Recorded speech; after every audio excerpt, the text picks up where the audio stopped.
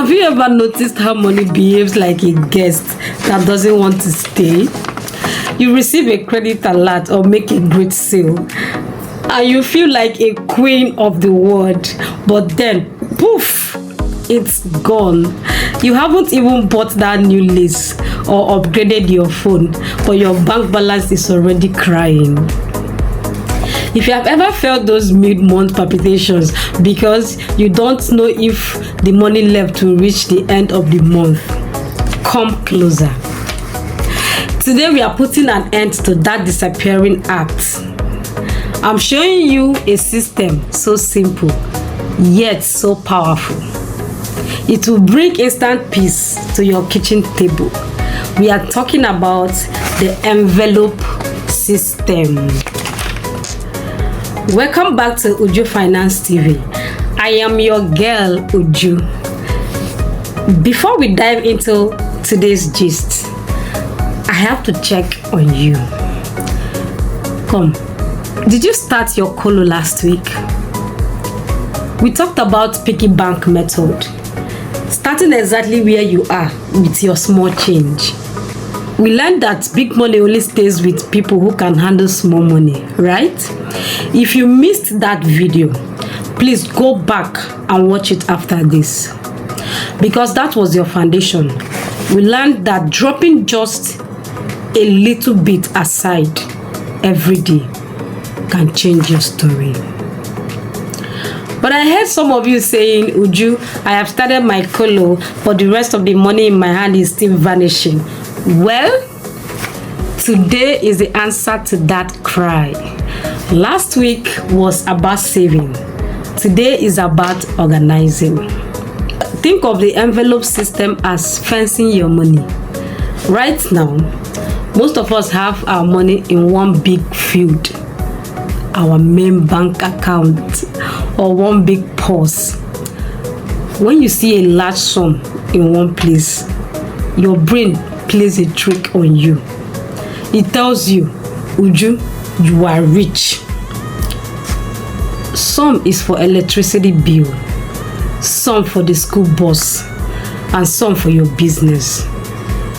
This system forces you to divide and conquer.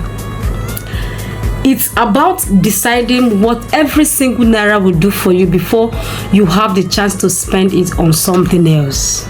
Let me tell you about my friend, Sister Amaka. She's a hard worker, but she was a reactive spender. If the gas finished, she would take money from her savings. If a neighbor brought a beautiful fabric, she would borrow from the house rent money, promising to pay back. But sisters, let's be real.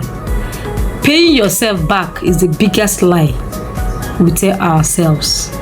I sat her down at this table and we made 5 envelopes like this. One for food, transport, utilities, giving, and me money. The first month was a struggle, I must say. She reached for the food envelope to pay for a surprise party contribution, and I had to stop her. I told her, Amaka, if you take that money, you will eat plain rice for the last week of the month. And she stopped. For the first time in years, she didn't have to borrow for bills, because the money was already sitting in its home, waiting for the bill to arrive. That is the peace I want for you. So I'm giving us some practical steps that will help us in this our envelope system. You don't need anything fancy, okay? First of all, do a brain dump. Get a paper, write down the 5 things that swallow your money the most. Usually it's food, fuel, data, giving, and household items. The next is the labeling. Get 5 envelopes. If you don't have new ones, use old invitation card or small containers. As you can see, this is an old envelope. I have to make do with what I have. I'm not waiting until I get a new one. I already have this at home, so I'm making use of it. So you write the name of the category in bold letters, just like this. This is me, my own me money envelope. Then the cash out. This is the secret. For things like food or shopping, use physical cash. There's a psychological pain when you pull a physical note out of an envelope that you just don't feel when you tap a button for a transfer. That pain is what keeps you disciplined. Finally, the wall rule. WALL rule. Once an envelope is empty, that's it. No borrowing from the rent envelope. If the enjoyment money is finished, stay at home. Remember, the enjoyment money is the me money. Okay? Now let me tell you more about the me money. Listen closely. Please do not skip this me envelope. I know some of you are over disciplined. You want to save every kobo and put everything else into bills. You think, Uju, I don't need enjoyment money. I'm a mother. I'm a builder. Stop right there. If you make this system too dry, if you make it feel like a punishment, I promise you, you will end up hating it. And when you hate a system, you quit. Think of it like a diet. If you say you will never eat jollof rice again, by Friday you will find yourself eating a whole bucket of ice cream. Money is the same. You need a breathing space envelope, whether it's 2,000 Naira or 20,000 Naira. Put it in an envelope labeled me.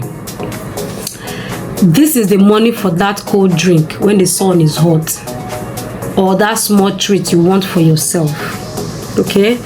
When you spend from this envelope, you spend with a clear conscience and not guilt.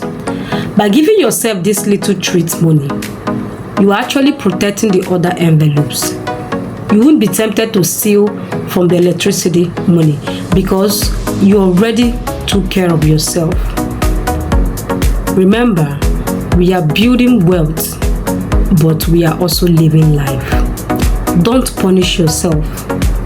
Just plan for yourself. And this works because it removes the unknown.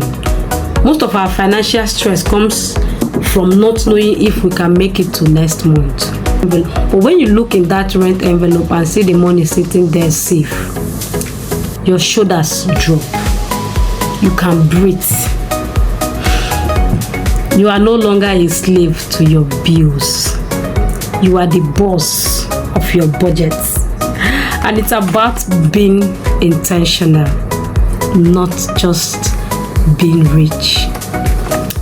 I want you to try this for just 30 days. Start with just 3 categories if 5 feels too much or too many. Tell me in the comments, which category is the hardest for you to control? Is it the food? Is it the data? Let's talk about it. Don't forget to like this video, subscribe to this channel, and share it with a sister who needs some peace. Remember, smart money, simple steps, and strong women. I will see you in the next one.